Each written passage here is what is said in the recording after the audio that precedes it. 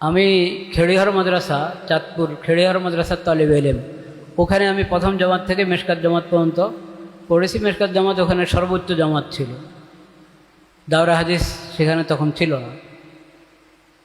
যতটুকু ওই মাদ্রাসা ছিল পুরা পড়া ওই মাদ্রাসায় করেছি। কোনো মাদ্রাসার বিরতির সময়, ছুটির সময় মাদ্রাসায় ছিলাম। মঙ্গলবারে সাপ্তাহিক গাছ হতো মাদ্রাসায়। বাহির থেকেও এক ভাই তবলিগের সাথী, জেনারেল শিক্ষিত তবলিগের সাথী, উনিও গাছের দিন আসতেন। ছুটিতে উনি মাদ্রাসার যে বিরতি উনি জানেন না, এসেছেন। আমরা দু একজন ছিলাম। তো ওটা খেয়াল ছিল না যে আসরের পরে মাদ্রাসার বিরতি হলেও গাছের তো আর বিরতি হওয়ার দরকার নেই। মঙ্গলবার যখন গাছ করা দরকার ছিল আমাদের, খেয়াল করে নেই। নামাজের পরে কামরা চলে এসেছে। তো উনি আসলেন, দেখা করলেন আমাদের সাথে। উনি একটা প্রশ্ন করলেন। আমি তখন কি পড়ি, সরজামি না সরবেকা কাফিয়া মনে নেই এখন। উনি একটা প্রশ্ন করলেন যে হুজুর, ঈমান বড় না ইলম বড়? আচ্ছা, উনি যে কোন নিয়ে, পরে আমি বুঝেছি কোন নিয়ে উনি প্রশ্ন করেছেন। প্রশ্ন যখন শুনেছি তখন আমি বুঝি না ওনার কি নিয়ত, কি উদ্দেশ্য, কেন প্রশ্ন করেন। আমি স্বাভাবিক যে উত্তর, সেটাই আল্লাহর মেহেরবানি জবানে এসেছে, সেই জবাবে দিয়েছি। বলেছেন ঈমান বড় না ইলম বড়? আমি বলছি ঈমান যত বড়ই হোক, ইলম ছাড়া তো ঈমান হবে না, ঈমান হাসিল হবে। ইলম যদি না হয় তো কাকে বলে ঈমান? ঈমান কি জিনিস? ঈমান কিভাবে সাব্যস্ত হবে আর কিভাবে ঈমান নষ্ট হয়, এগুলো কিচ্ছু তো জানবো না যদি ইলম না হয়।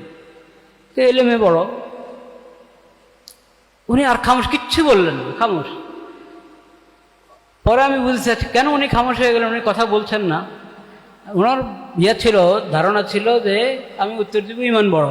কারণ এই প্রশ্ন করলে তো স্বাভাবিকভাবে এটাই বলবো, আমি ঈমান বড় না ইলম বড়। সবাই বলবে কি, অনেকেই বলবে কি ঈমান বড়। উনি ভেবেছেন আমি এটাই বলবো যে ঈমান বড়। তাহলে এরপরে উনি হয়তো ওয়াজ করবেন, আমাদেরকে তবলিগের গুরুত্ব বলবেন। হ্যাঁ, কারণ ও কিছু ভাই মনে করে যে ঈমান আর তবলিগ দুটোটা এক কথা, মানে তবলিগ হলে ঈমান, ঈমান হলে তবলিগ। তবলিগ মানে প্রচলিত তবলিগ। অনেক ভাই প্রচলিত তবলিগটা মনে করেন যে প্রচলিত তবলিগের সূত্রেই ঈমান হাসিল হয়, নতুবা ঈমান হাসিল হয়। প্রচলিত তবলিগ বলতে তবলিগ জামাতের যেই তবলিগটা, এই প্রচলিত তবলিগের মধ্যেই ঈমান শিখা সীমাবদ্ধ মুনহাসির, এরকম গলত ধারণা কারো আছে। তো উনি হয়তো আমাদেরকে ওয়াজ করতেন, গাছের কথা, তবলিগের কথা বয়ান করতেন, কিন্তু আর কিচ্ছু বললেন না। ঈমান এবং ইলম,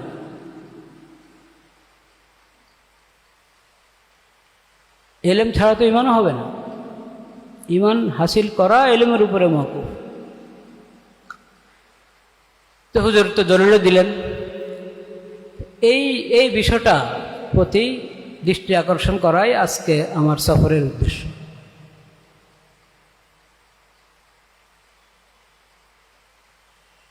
আমি যে বিষয়ের দাওয়াত দিতে চাই, ওই বিষয়ের পূর্ণ ইলম, বাস্তবতার আলোকে ওটার পূর্ণ ইলম হাসিল করতে হবে, এবং ইলম মোতাবেক বয়ান, ইলম মোতাবেক দাওয়াত।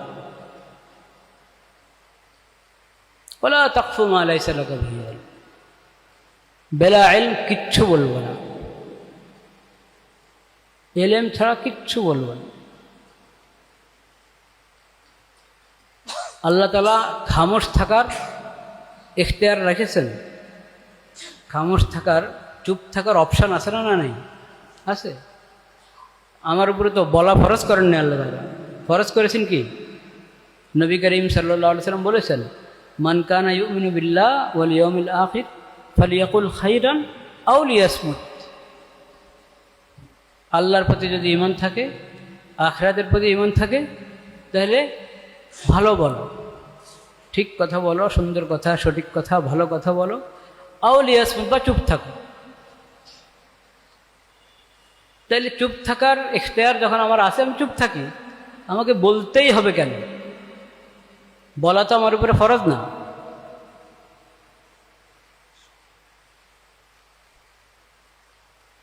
তো এই জন্য বলার আগে জানতে হবে, শিখতে হবে। যেমন আমি কোনো একটা আকীদা সম্পর্কে বলতে চাই,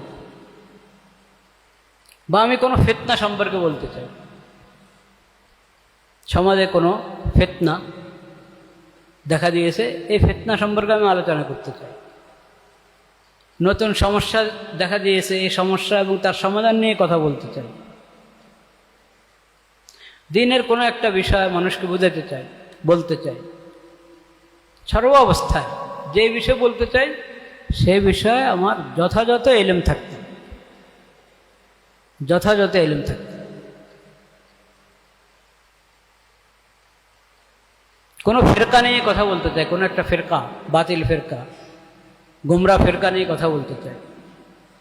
ফিরকা সম্পর্কে বলতে হলে ওই ফিরকার বিষয় আমার জানা থাকতে হবে। ওই ফিরকা সম্পর্কে জানি আমি এক কথা বয়ান করলাম 10 কথা, কিয়াস করে, ধারণা করে, আন্দাজ করে, জায়েজ হবে না।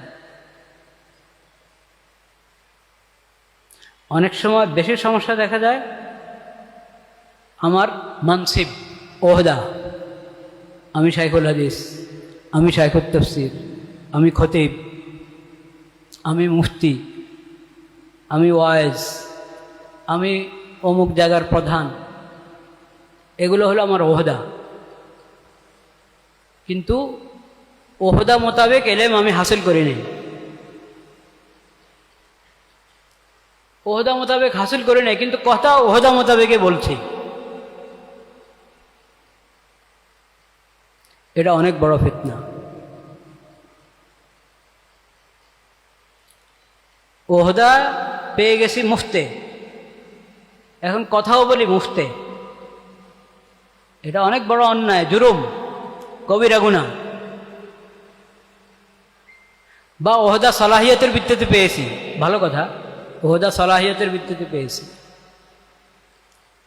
কিন্তু ওহদা সালাহিয়তের ভিত্তিতে পেয়েছি, এটা তো ইজমালি সালাহিয়ত।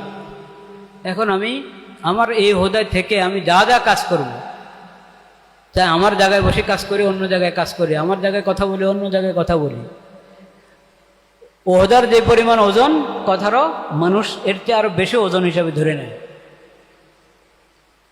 আমার ব্যক্তির ওজন যেতটুকু, অতটুকু হিসাবে কথার ওজন না।